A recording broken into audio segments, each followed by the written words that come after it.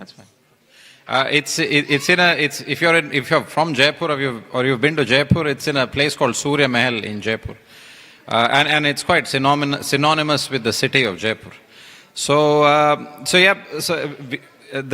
got a very, very ancient history, and in fact today's class is more of a history class than anything else, to be honest. When you research the topic, the pastimes of Sri Radha Govinda, who are presently in Jaipur.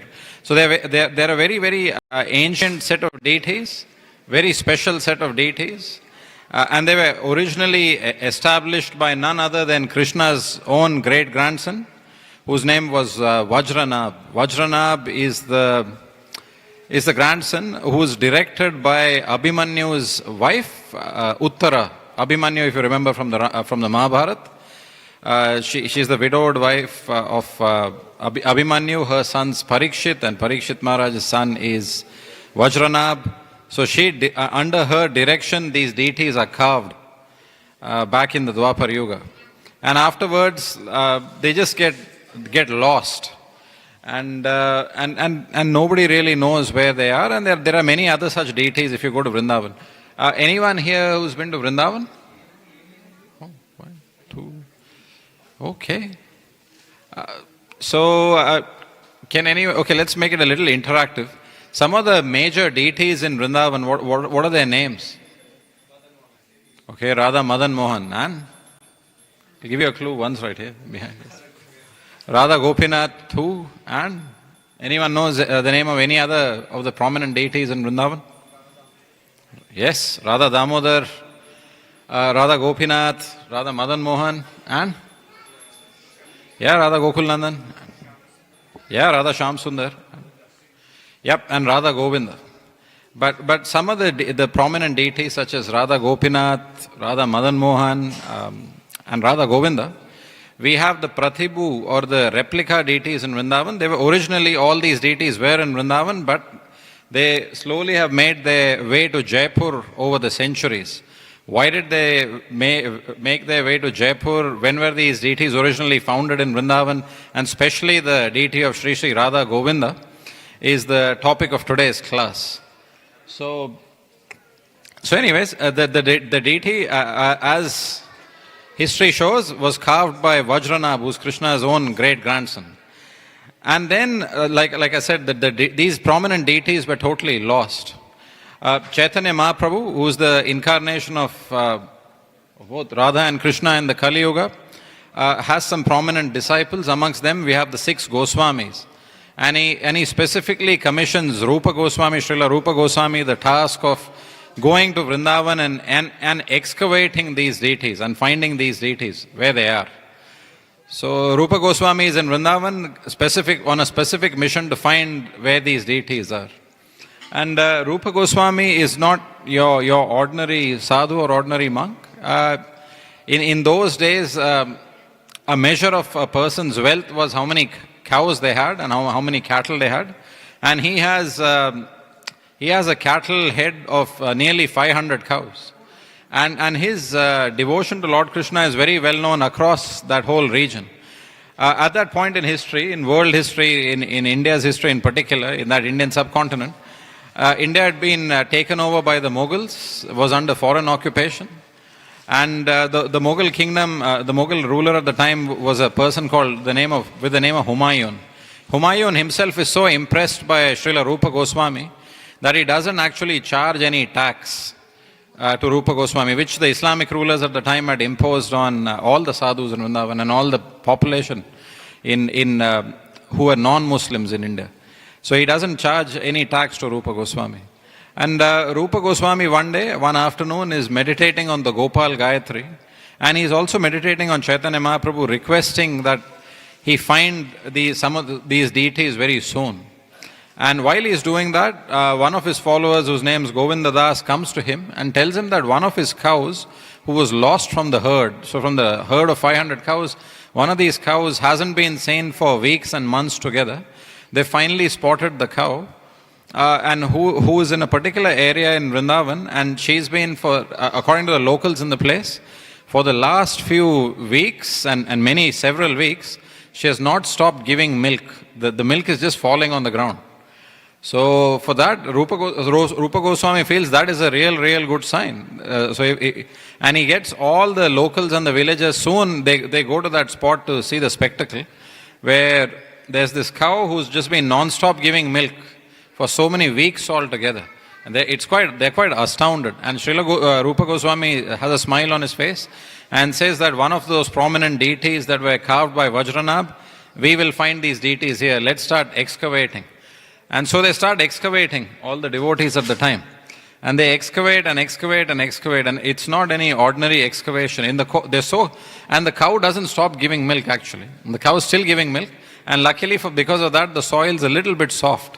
Because over a period of weeks together, it's been absorbing that milk. So they dig up the ground and excavate and excavate and excavate. According to the text at the time, the whole process is called Panchapatal Bhugarbastha. Panchapatal Bhugarbastha means they end up excavating 5 stories below the ground. And at a depth of 5 stories below the ground, they find the deities the deities that are now worshipped as Sri Radha Govinda. And because the deities are found from the cow, and the cow is known as Go, or Gau Mata, as she's called in Sanskrit or Hindi, is found from Go. Vinda actually in Sanskrit means meditation, and Rupa Goswami got news of these deities while he was in a state of meditation. And when he was meditating specifically on the Gopal Gayatri, because of these 3 reasons, the deities are named Sri Radha Govinda. And that's how the deities are found. So there's a lot of celebration we are talking the late 1400s, early 1500s at this point in time. There's a big celebration going on in Vrindavan that these prominent deities have been found, and there's endless celebration. They make a small temporary structure which serves as a makeshift temple for the deities, and the devotees in Vrindavan go through a specific method of worshipping and installing the deity. It's called Krishna Janma Tithi Vidhi. It's a very special way of worshipping, installing deities. One of the unique things about this way of installing deities is nobody blows any conch shells. Nobody is blowing any conch, and at that point in time in Vrindavan, over a period of time, they stopped blowing conch shells in the temple. Does anyone have an inkling why? No, not because of the Mughals. So, it's because Krishna is coming back home when these deities are being established. It's a way of Krishna coming back home.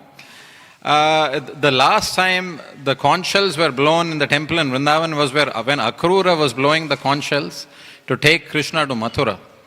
So the blowing of the conch shells is it almost signifies heartbreak for the Vrajbasis. So they don't blow the conch shells. And that is how, in this particular unique fashion, the deities are installed. So over a period of time, and we're into 1535 here, the deities are in Vrindavan. But over a period of time, that land is claimed by a local physician who then actually destroys the temple and uses the sandstone of the temple to build a school. For what he's done, Humayun sends him to prison for life. And another makeshift temple is built. So in this way, Rupa Goswami is in Vrindavan with the Sri Radha Govindaji deities, and the worship is going on. But then, again, like I said, today's class is a bit of a history lesson. At that point in time in the history of India, slowly Humayun dies, and he's got his son, Akbar, who comes to the throne at a very early age, at an age of 14. Akbar has his own council of advisors in his kingdom. One of the advisors is someone by the name of Todar Mahal. And Todar Mahal is one of the chief advisors, is the finance minister of Akbar. He actually translates the whole Srimad Bhagavatam in the Persian language. One of the other close advisors, in Akbar's court, he had these prominent advisors, and he called them the Navratna, or 9 jewels. You've heard the name Navratna? Of course, in most Indian restaurants, you'll find a dish of the same name, but it's not. Navratna is 9 jewels. And amongst the 9 jewels, Raja Mansingh is one of the 9 jewels. You have heard of Birbal? I'm sure all of you. Yep. So like that, you've heard of Tansen. So they were some of the nine jewels. So Raja Mansingh, who is one of the military commanders of Akbar, he actually, if we read about modern Indian history, he wins 67 battles for Akbar, on behalf of Akbar. So he's one of the 9 jewels. And at that point in time, Raja Man Singh's fighting a battle for Akbar in what is modern day Lahore, which is in Pakistan. And he successfully wins that battle. He's undefeated. He's undefeated through the course of his military career. And then news goes from Akbar. Akbar rules from Agra. And news reaches Raja Man Singh that there's a rebellion broken out against the Mughal Empire in Bengal. And Akbar has summoned him to lead quelling that rebellion. So Raja Man Singh dashes off from what is modern day Lahore. He's on his way to Bengal, but on his way he goes to Agra and Delhi. And he's a very saintly military commander. He's a very prominent Vaishnava, Raja Man Singh. And when he visits Mathura on his way, and the local devotees there tell him about Srila Rupa Goswami. So he goes and pays a visit to Srila Rupa Goswami. And when he sees the deities of Sri Sri Radha Govindaji, he's quite mesmerized. And he's so mesmerized, and at the back of his mind, he's also thinking that I need to fight this particular battle for Akbar. I need to go to Bengal. And it's a very difficult rebellion to win. So he actually takes a vow before the deities of Sri Sri Radha Govindaji. He takes a vow and he promises the deity that if you give me victory in my upcoming battle, I will come back and build a very grand temple for you. So there is a very famous scripture written at that point in time in India's history. It's called the Mahaprakash Prabandha. And it's a series of poems amongst which feature some of the poetry written by Raja Man Singh. And this particular verse in that poem, it goes along the lines of Vrindavan Dvaitva Vrindabhya Govinda Lalyam Adhirena Aham Vidya Bhatta Yena Bhayah Krishnor Utsava Sama Brahma Sayat. So in this, Raja Man Singh literally says, in Vrindavan, which is surrounded by all the demigods, I, Raja Man Singh, respectfully pay my respects to Sri Sri Radha Govindaji and promise to construct a beautiful temple for Sri Sri Radha Govindarai, which will facilitate the festival of Janmashtami. So this is the promise that Raja Man Singh makes. And he says this and he goes off to fight his war. In the meantime, Chaitanya Mahaprabhu, who's again the incarnation of, who's Radha and Krishna together in that time, is in Jagannath Puri, and he sends two prominent devotees to help Srila Rupa Goswami. So he sends Srila Raghunath Bhatta Goswami, and he sends Kashishwar Pandit, who's another one of his confidential associates. Kashishwar Pandit is very reluctant to go and help in Vrindavan. So what Chaitanya Mahaprabhu does is gives him these deities of Gaura Govinda, who are non-different from him. And Kashishwar Pandit comes to Vrindavan with the deities of Gaura Govinda to help Rupa Goswami along with Raghunath Bhatta Goswami, who is also one of the prominent 6 Goswamis. So in Vrindavan, Rupa Goswami is busy. So we discussed at the start of the class, what was Rupa Goswami's primary aim of coming to Vrindavan? To find the deities of the old. And carry on excavation and discovery works to find the deities. And Raghunath Bhatta Goswami's particular role, as defined by Chaitanya Mahaprabhu, is to spread the glories of Krishna through the Srimad Bhagavatam.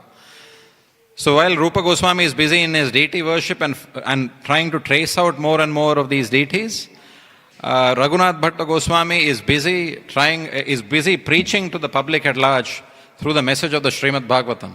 And Kashishwar Pandit is aiding him in this service. So there's a very clear-cut delineation of service. And there's no competition amongst these prominent devotees. Everybody knows their role as defined by their gurus, and they're just sticking to their roles and cooperating with each other, something which is an example for all of us. And in the course of going back to Raja Man Singh, he successfully manages to quash the rebellion in Bengal, and he wins back. He wins that, and as soon as he wins that battle, the first thought that comes to his mind is the promise that he has made to the deities of Sri Sri Radha Govinda. And he immediately comes back to Vrindavan, and he tells Rupa Goswami, I had made such and such promise in front of these deities, I want to keep my promise. Rupa Goswami at the time is not not particularly too fussed about whether a large temple will be built or not. He is more focused on fulfilling his own instruction, in serving his instruction to Chaitanya, as enshrined by Chaitanya Mahaprabhu, which is to find more and more of these deities. But Raja Mansingh takes his promise very, very seriously, and he goes to Akbar. He meets Akbar in Agra and tells him everything. He says, "You've only won this battle in Bengal because of the grace of Sri Sri Radha Govinda." Now Akbar at the time, and this is a very unique feature of the Mughal rule in India, Akbar was one of the more liberal Mughal rulers. Akbar at the time, he was a very learned ruler himself. The legend goes that he had close to a library of 25,000 books in his palace, in various languages, from Arabic to Persian to modern day Hindi to Sanskrit to modern day Urdu. And he used to read a lot. And he was quite disillusioned by Orthodox Islam. And he used to explore more and more about other religions and other faiths as well. And he in fact came up with his own religion, Deen-e-Ilahi, which is a mix between Sanatan Dharma and Islam. But he was also a very good diplomat, Akbar. And his way of expanding his empire was to make alliances with the local Rajput rulers through marriage and through other means, and to use them to expand his kingdom. So when Raja Mansingh tells him about his promise, Akbar actually thinks in a political way. He thinks that actually if I build this prominent temple for the Vaishnavas, they will always be, I'll have all the public opinion on my side. And there'll be a lot of unity in the kingdom, which is a very noble thought in itself. So Akbar actually says, okay, I will commission the building. Within 2 days of Mansingh telling him about his promise made to Radha Govindaji, Akbar says, yes, go ahead and act on the promise. I will commission the land and the wealth that you need to build this temple. So after hearing this, Raja Mansingh is very overjoyed, and he goes back to Srila Rupa Goswami and tells him about Akbar's plans. And Akbar in those days, and we're talking about the year 1560, we've now moved from 1535 to 1560, commissions 30 lakh rupees, or which is basically the whole budget for 1 year in his treasury. He says, for 1 year we don't spend on military spending, and for 1 year, 30 lakh rupees back in 1560, if you add up the cost of inflation, is a few $1 billion in today's time. And he gives 30 lakh rupees to the devotees to build this temple. And the devotees are quite happy. But now this tells you a bit about the thinking of the time. On one hand, while the devotees are very happy that they'll have this big temple, Vrindavan in those days, does anybody know what the meaning of the word Vrindavan is? Yes, forest of Vrindadevi. The devotees are a bit concerned that some of the forest area will be cleared away to make this temple.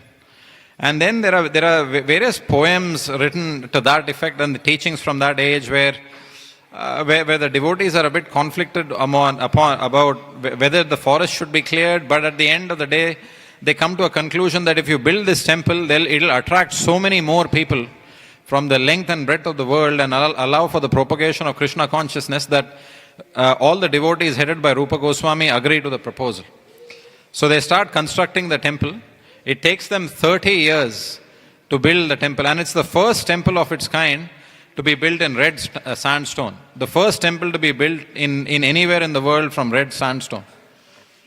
There were many temples built in marble in that era, but this was the first temple to be built in red sandstone, and it was a magnificent temple.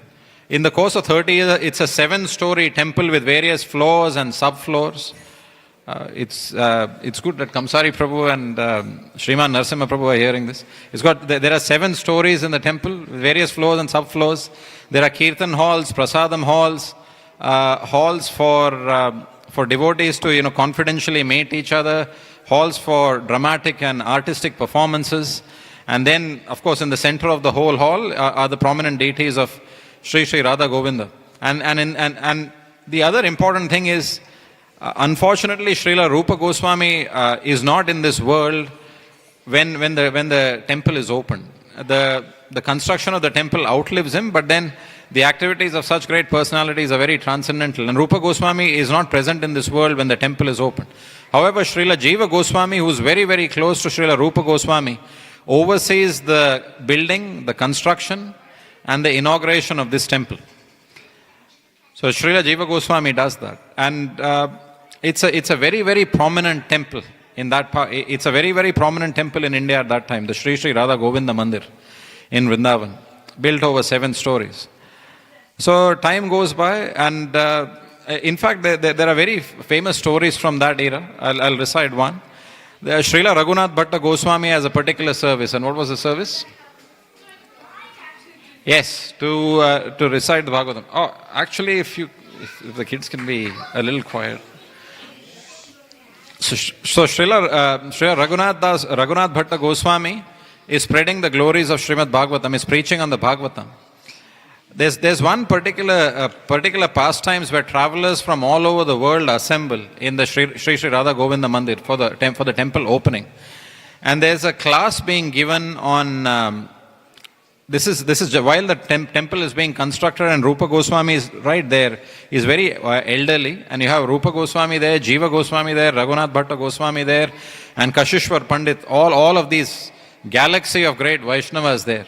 While the temple is being constructed, a few floors are built. But travelers from all over the world have heard about this great temple being built in Vrindavan, and they rush to see it.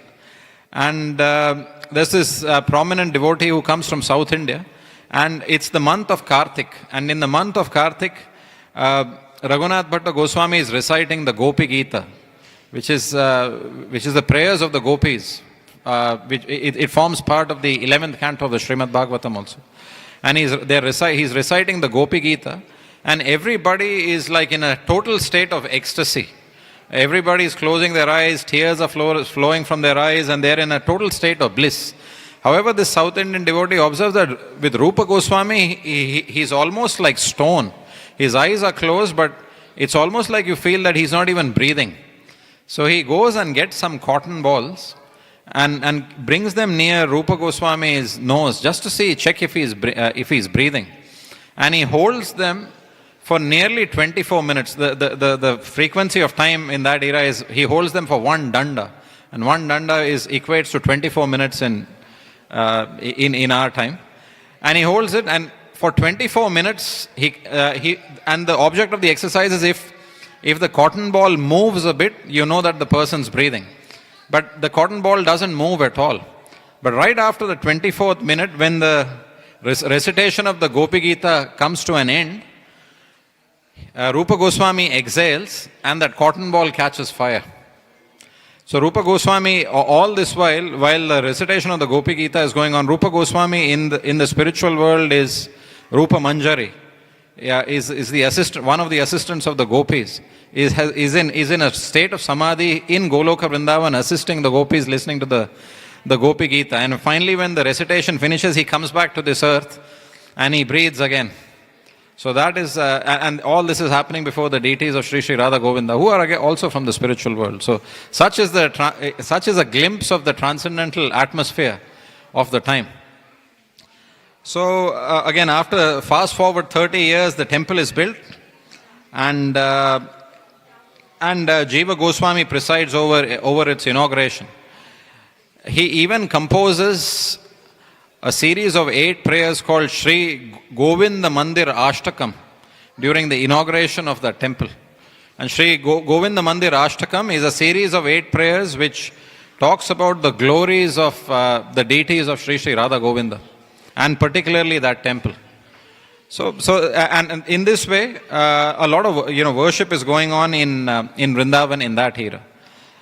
And over time, there are changes. Over time, Akbar, the great king Akbar, actually the part of some of the prayers recited during the inauguration, during the scriptures, are glories of Akbar as well.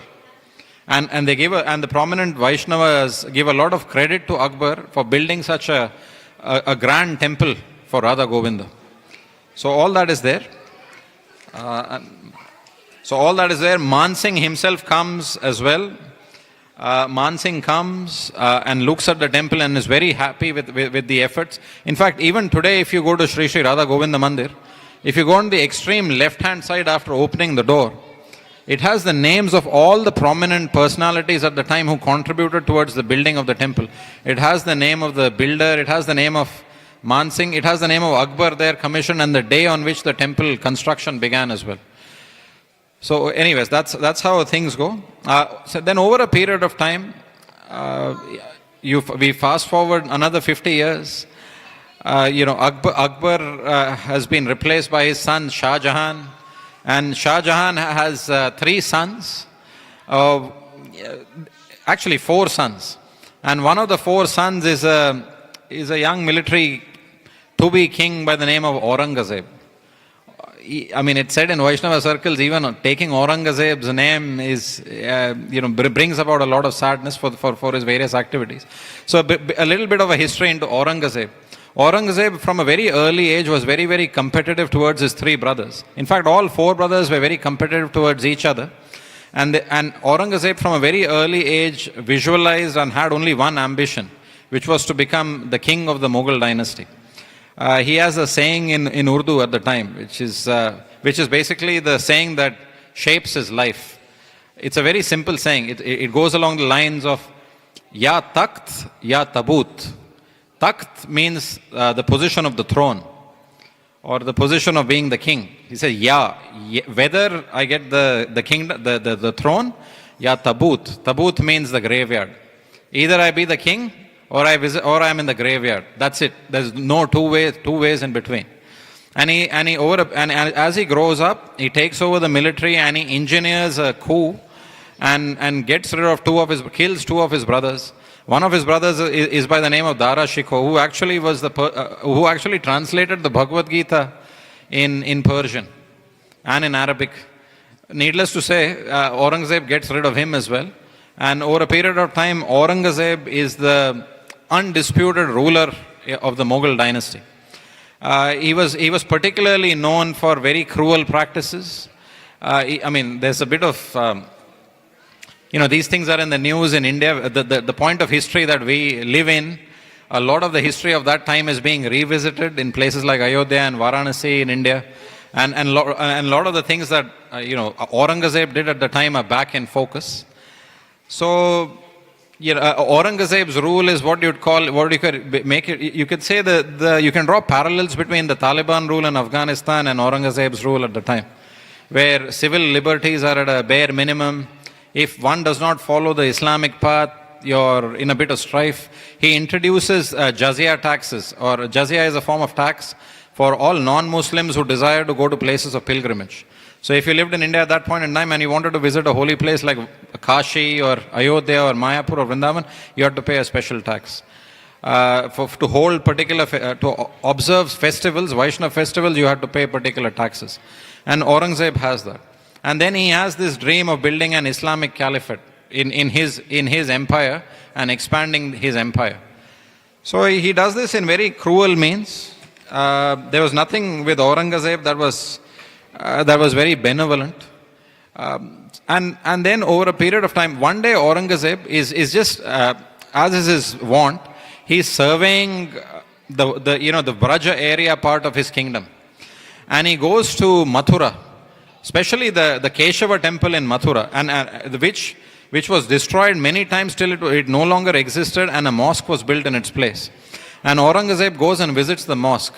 And that particular day is the day of Ekadashi. And on the day of Ekadashi in the evening, Aurangzeb at a distance is in the balcony of the mosque. And he sees these stars twinkling in the sky very, very prominently.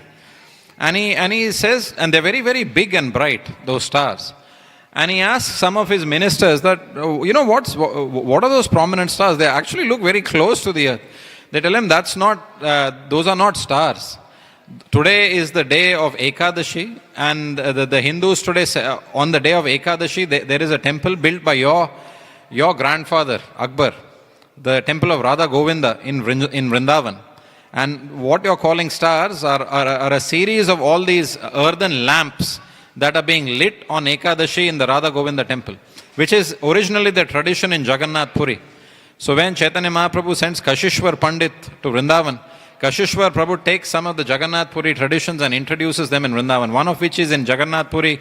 On the day of Ekadashi, the Jagannath Puri temple is decorated and lit with lamps on all sides. So the same practice is followed in the temple of Sri Sri Radha Govinda. So when Aurangzeb hears that, his blood starts to boil. and his blood starts to boil. He says, so how can a Muslim emperor build a temple which is bigger than any mosque? So he says, by tomorrow, by the crack of dawn, I want this whole temple destroyed. He, on the day, on 28th August 1669, he introduces what is called the Black Decree. And the Black Decree, it's very painful to read the contents of the decree. So at a high level, I'll tell you, it basically meant pillaging, looting and destroying any non-Muslim place of worship. And he says, by tomorrow, I want to see that temple destroyed, and the topmost tower at the temple must be brought at my feet. This is Aurangzeb's decree. In his army, Aurangzeb also had some Rajput soldiers. And one Rajput soldier in particular hears Aurangzeb say this. So what he does is, in the dead of the night, and imagine the bravery of the person, in the dead of the night, even in the Vaishnav scripture, so a lot of the preparation for my lecture has gone on from, we're very lucky now that in Vrindavan there's the Vrindavan Research Institute, where some of the old manuscripts from that era are being preserved. They are working very closely with ISKCON now, and a lot with my spiritual master, His Holiness Indradumna Swami Maharaj, in making, renovating the Vrindavan Institute and digitizing these records so that they'll be available for the public at large. So it's because of the work from the Vrindavan Research Institute, and actually because of the devotees from that era, that we even have access to this information. And I'll tell you how shortly. So anyways, this Rajput soldier in Aurangzeb's army, he hears that Aurangzeb has ordered for the temple of Radha Govinda to be destroyed the next day. In the middle of the night, he rushes on his horse. And in the manuscripts of the time, his horse is known as Pavan. Pavan means wind. The horse runs at the speed of the wind, is the legend of the time. So the horse reaches Vrindavan. The chief pujari, head pujari in Vrindavan, especially who's looking after the Radha Govinda temple, is this Gaudiya Vaishnava. His name is Shivrama Goswami.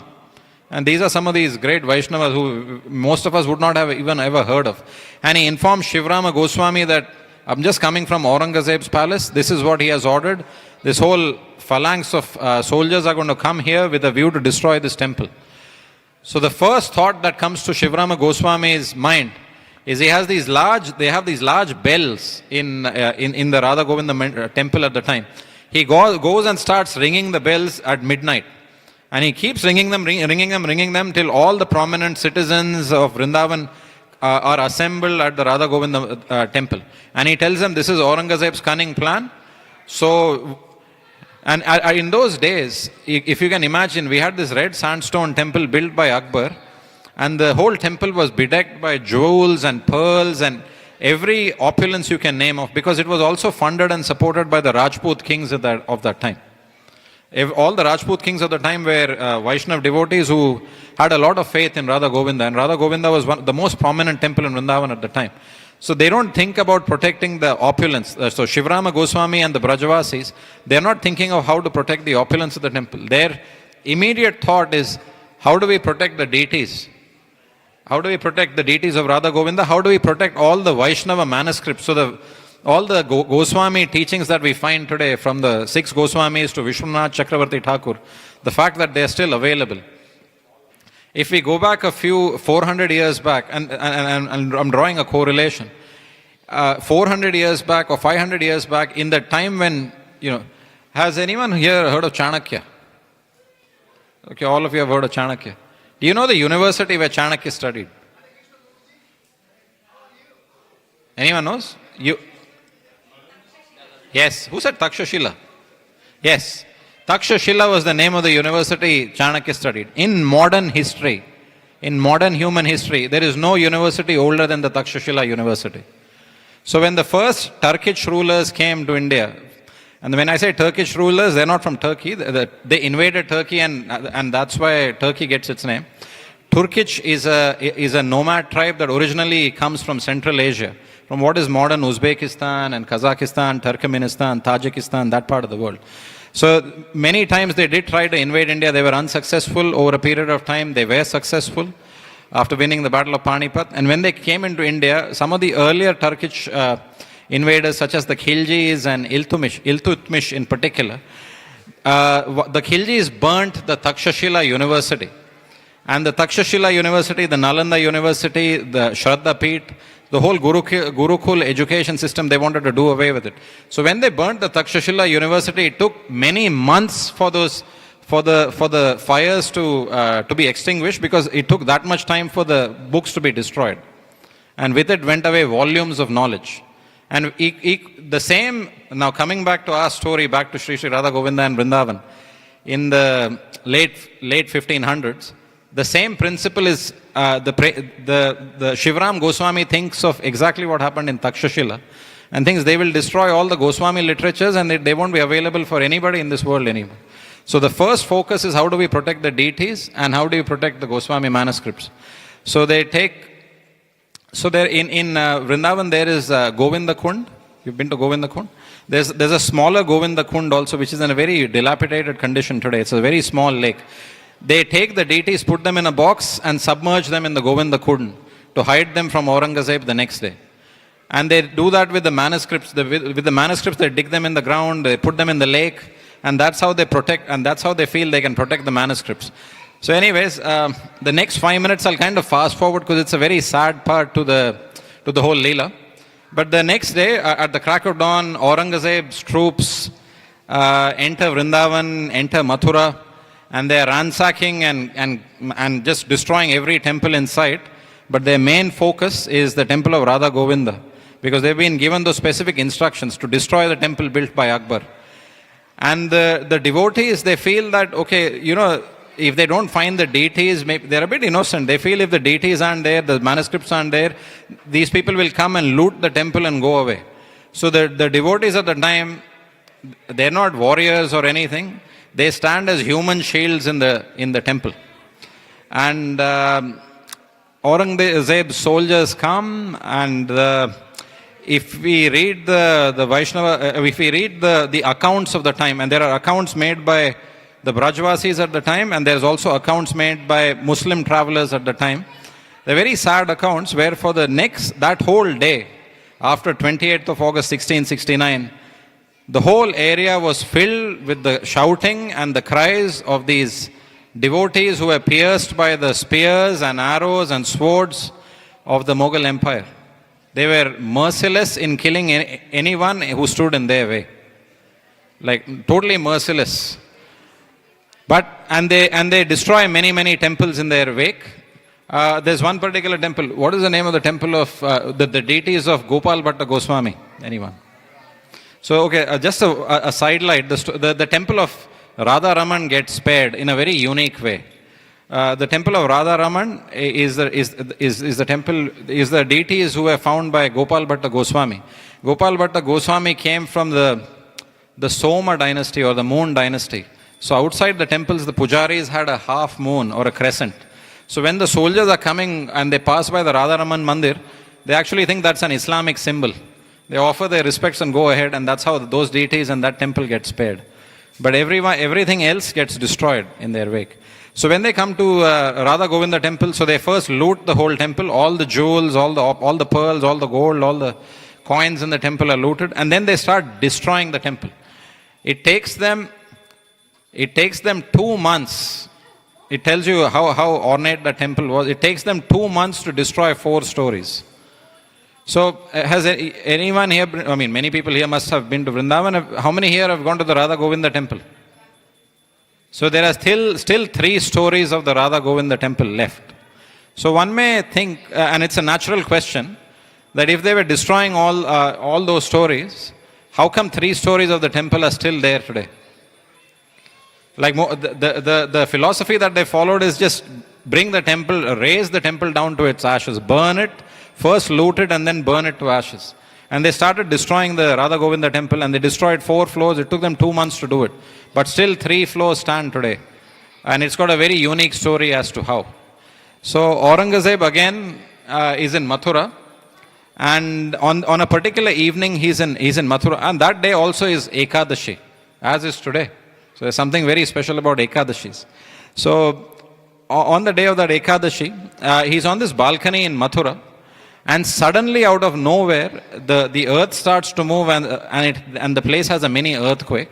And from nowhere you have these swarms of bees or wasps, a combination of all of them. Like thousands of them appear out of nowhere and they go straight into Aurangzeb and they start biting him.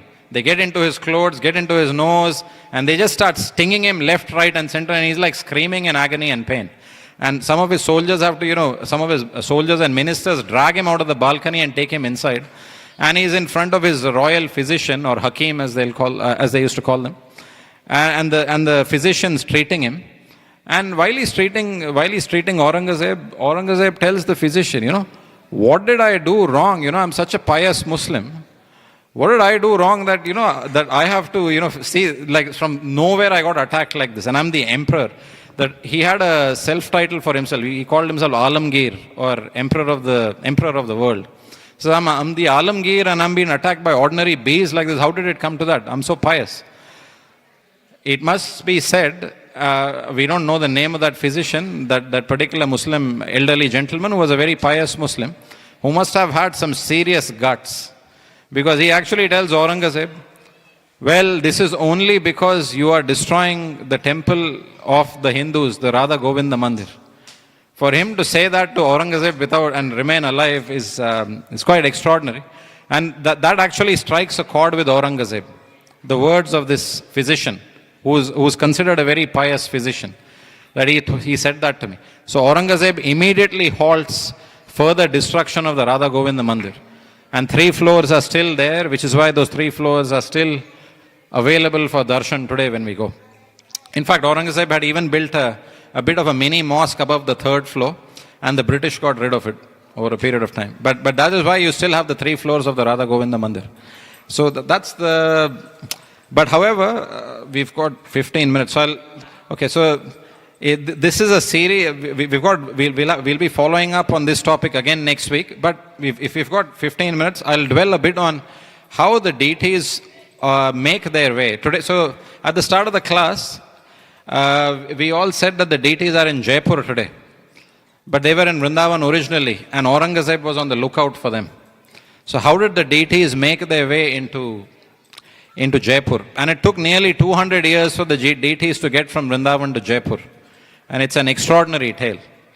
It didn't happen overnight. It happened over a period of 200 years, 180 years to be exact, from 1669 to 1735. 1739, yeah, it took that long. So, 10 days after Aurangzeb's invasion, and he, by the way, Aurangzeb at the time, while he's sent these soldiers to, break the temples, he instituted what was the original lockdown, where we are all very familiar with what lockdown is now in the last 2 years. So citizens weren't allowed to come out of their house, and it was because he wanted to search each and every house for the deities. He commissioned a search of each and every house, look at their barns, look at their bedrooms, search every house in Vrindavan and Mathura for where the deities of Radha Govinda are. He's that envious of those deities because because the temple was commissioned by his grandfather. And of course, his soldiers never found the deities. After 10 days after the initial invasion, Shivrama Goswami, who's our real hero in the story, the head pujari of Sri Sri Radha Govinda Mandir, comes up with a very, very courageous and very creative plan. So, in any of one of you, do you all know what Loi Bazaar in Vrindavan is? Anyone been to Loi Bazaar here? Who's been to Loi Bazaar here? You know, Loi Bazaar gets its name. Loi Bazaar is originally the prasadam area of the Radha Govinda Mandir for public distribution of prasadam. But over a period of time, merchants come there and sell sheep wool in particular. And the wool is, one of the names for wool is Loi, and that's how the bazaar gets its name, Loi Bazaar. So again, coming back to our story, Shivrama Goswami, in what is modern Loi Bazaar, what he does is that he gets these cow dung patties or cow dung cakes. And in those days, to ward off mosquitoes, people would light up cow dung patties and carry them on the hand. Carry them in the hand with almost like torches. They served a dual purpose. They kept the mosquitoes away, and they also acted as a torch. So he's just walking around with him and his men with these cow dung patty torches. But he mixes a special ingredient in them. He mixes opium powder. and he mixes opium powder and orders everybody to cover their noses, and they walk past the Mughal guards of Aurangzeb's army with those torches. Opium comes from the word opiate. Opiate means one that makes you dull or sleepy in modern allopathy. So the opium cow dung patties have their effect, and all those soldiers go to sleep. And when those soldiers go to sleep in the dead of the night, on the 10th day after the initial invasion, roughly the first week of September, 1669, the deities are brought back out of the lake, out of Govinda Kund. The manuscripts are brought out as well, and they are put on a bullock cart, and they are whisked away from Vrindavan to Radha Kund. So anyone who's been to Vrindavan, I'm sure you've been to Radha Kund. Today it takes you nearly half an hour to 40 minutes, depending on the traffic of the day, to get from Vrindavan to Radha Kund by car. So it still takes you 30 to 40 minutes today. Those days on bullock cart, it took a lot longer. And Vrindavan was actually a one. It had a lot of forest. Radha Kund was even more dense. And Radha Kund was considered as a very undeveloped area. And hence the deities were sent to Radha Kund. Because to go from Vrindavan to Radha Kund, you had to go through some really, really dense forests. And the thinking that Shivrama Goswami and his followers had was that it would be too difficult for Aurangzeb's army to follow them up to Radha Kund. So with great difficulty, the deities of Sri Sri Radha Govinda are whisked away along with some of the manuscripts. So the prominent deities, which are the deity of Sri Sri Radharani, Govindaji, Vrindadevi, and Kashishwar Pandit's deities, Gaura Govinda, they are all put on a bullock cart and sent away to Radha Kund. And even in Radha Kund, there are very, very few people, very few devotees who are privy to the fact that Radha Govinda have arrived there. And those are the devotees who carry out the worship of Radha Govinda on a daily basis. Very, very few. Everything is kept very hush-hush for a period of 5 years. But it's still a good 200 years before they get to Jaipur. Over a period of 5 years, they're worshipped with whatever standard of elaboration they could maintain in Radha Kund. And in this way, they were worshipped in Radha Kund. The other reason why Shivram Goswami keeps the deities in Radha Kund is that he starts visiting Radha Kund more frequently and starts initiating disciples, so that there'll be more disciples available for the worship of the deities. And the third main reason why the deities are in Radha Kund is because at that point in India's history, that whole area around Radha Kund was inhabited by a community called the Jats, who are still there today in modern Haryana, and the Gujars, who are farming who are a very farming but warrior class community. So the Jats and the Gujars, they're still there today, aren't they? Yeah. So the Jats and the Gujars, Prabhu's from Delhi, so I asked him. So the Jats and the Gujars, they are fierce warriors, and they're all devotees of, they're all Vaishnavas. So the Jats and the Gujars are the shield between to protect the deities in case Aurangzeb's army somehow gets news that the deities are in Radha Kund, and they somehow find their way through the jungles. By the time they get to the deities, they'll be able to take them somewhere else. So these are for these three reasons. And can you imagine the turmoil and stress within which these decisions were made by Shivram Goswami? Like from ringing the bell and calling everybody, and you have less than 8 hours, less than 6 hours before the crack of dawn, and you have to do something. You have to devise a plan to protect the deities. You have to devise a plan to protect the manuscripts.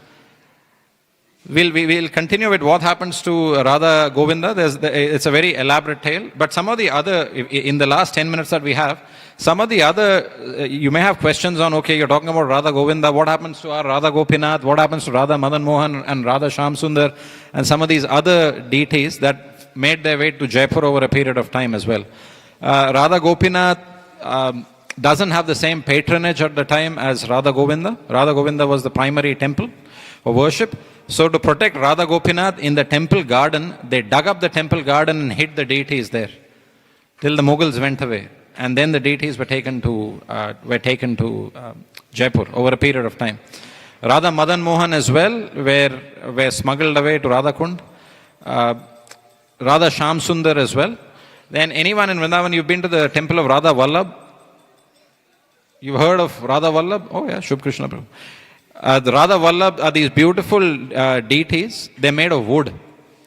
And the story behind those deities is there was once a very prominent Shiva Bhakta who went to Kailash, Mansarovar or the Himalayas and was meditating on Lord Shiva. His name was Atma Deha. Back in the Yugas and in the previous Yuga, in the Dwapar Yuga. And then he's worshipping Lord Shiva. Lord Shiva appears before him. And he tells Atmadeha, so what do you want? What do you want from me? I'm very pleased with your austerity. So Atmadeha says, just by worshipping you, I've become Atma Ram, or very self-satisfied. I really don't want anything. But Lord Shiva says, no, I've come before you and you're very dear to me, so ask me for something. So Atmadeha tells Shivji that if I'm very dear to you, you give me that which is dearest to you. And Lord Shiva says, Parvati Devi is the dearest to me, but even more dearer than Parvati Devi are Sri Sri Radha Vallabh.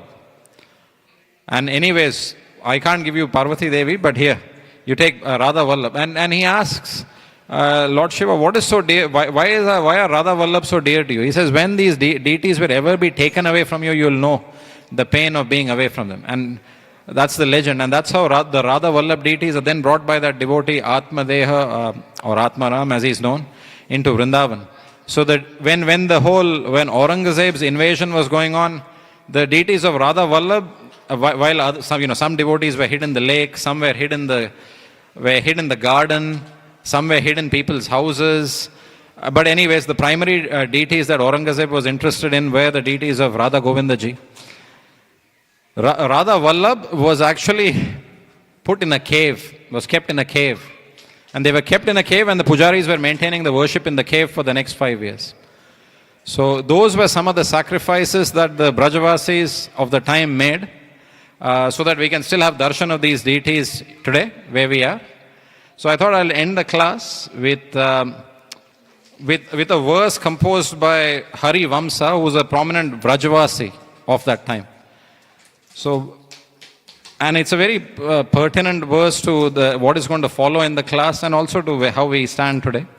So he says, and the verse is in Brajabhasha, the local dialect of Hindi, Brajabhasha. And in this verse, Hari Vamsa says, Chandra mite, dhinkar mite, mite trigun vishtar, durit prata shri hari varsha kahe, na mite na nitya vihar. So the translation of the verse is Chandra mite. He says, so one day the moon will soon come to an end.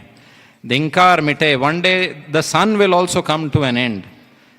Mite triguna vishtar, one day even the three gunas, the mode of passion, goodness and ignorance, sattva, rajas and tamas, will also come to an end. But then he says, but the poet Hari Vamsa says that the pastimes of Radha Krishna will never end. They will go on forever and forevermore. So on that note, so these pastimes are going to go on for a while and they will go on forever and forevermore, as Sri Hari Vamsa says. We'll end the class here. We've got 5 minutes. Does anyone have any questions? Yes, Charu Deshnamataji.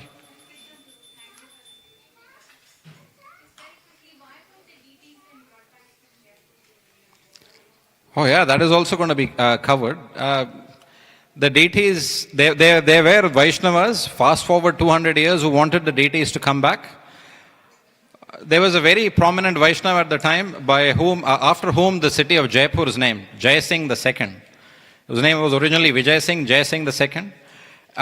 Him and his forefathers had a prominent hand in moving the deities. I'll give you a bit of a sneak peek of where they went. From Vrindavan to Radhakund, Radhakund to Kamyavan to Bahatar to Govinda Ghar to Rajghar to Rupadeha to Govindapur, which is modern day Amer. And then Jai Singh decides to build, for Radha Govinda, he decides to build his own city, which is modern day Jaipur. And then, without I'll let the cat out of the bag, Govindaji himself comes in his dream, in Jai Singh's dream, and says that if you're building such a big city, aren't you going to give me some room in your own palace? So at one time, in his palace, he has the deities of Radha Gopinath, Radha Madan Mohan and Radha Govinda. All three of them. And then we have the story of Baladev Vidyabhushan as well, and how the Vedanta Sutra came. But that's for another day. And then he refutes the Vaishnava scholars of the time who demand for the deities to go back to Vrindavan. And he says, no. These deities are our property now. We have protected them all these years. We have protected them from Aurangzeb, and they have protected us from Aurangzeb, so the deities will remain here. Any other questions? Yes, Prabhu.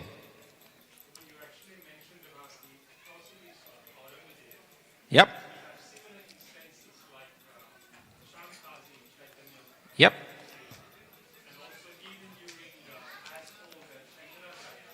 Yep.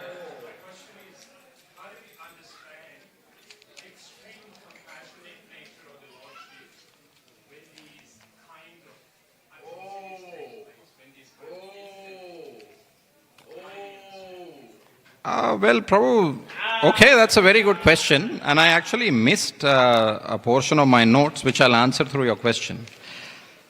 And I'll give it through the example of Aurangzeb as well. So Aurangzeb, he had a long life. He lived till 1707. He lived well into his 80s. And in the museums in Delhi, they actually have a copy of Aurangzeb's will. And in his will, some of the last things that he writes, some of the last notes that he writes before he leaves this world, to go to the netherworld most probably, was, I don't know where I am, this sinner Aurangzeb, or where I shall go, but I entrust all people in the hands of God. And then he elaborates by saying, I wasted so much of my life pursuing Shivaji and the Maratha warriors, and I achieved very little at the end of it. I was left almost like a pauper. And he lives in a very frustrated state of mind. On one hand, you have the extreme compassion of these devotees, because of which we see the deities today. But you should also see what is the end that comes to all of this. So, although it sounds very cruel, and whatever happened was very cruel, over a period of 200 years, you will find that it was a part of a modern day Krishna Leela. And there are many heroic devotees that come out of it. Whereas, people like Aurangzeb are left in the wake of their dust. Aurangzeb himself, his kingdom, and ultimately his whole dynasty, the Mughal dynasty, after Aurangzeb, his successor Bahadur Shah Zafar was just a king in title, without much of a kingdom. Aurangzeb's whole empire was destroyed by continuous attacks from the Maratha warriors of the time, headed up by Shivaji and his successor Shambhaji, and so on and so forth. Shivaji himself was a disciple of, anyone knows who? Yeah. So Shivaji himself was a Rajarishi, or a saintly king, who was a disciple of Sant Tukaram. Sant Tukaram, brought the whole tradition of chanting Harinam in Maharashtra, in that part of India, amongst the farmer community, or the Warkari community as they are called. And the answer to your question is, when you're faced with, if someone draws out a sword, you don't respond back in poetry. And that's exactly how Shivaji was. Unfortunately, with the Brajavasis at the time, they could not respond like that. But anyways, thank you. I hope that answered your question. Hare Krishna.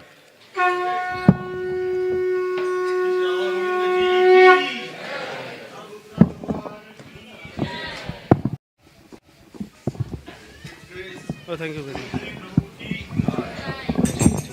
उसको थोड़ा गाय प्रभु हरे कृष्ण जय श्री श्री राधा गोविंद भगवान की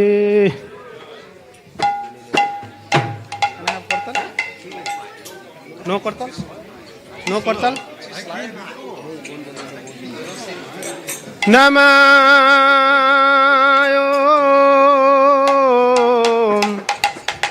विष्णुपदाय कृष्णपृष्ठाय भूतले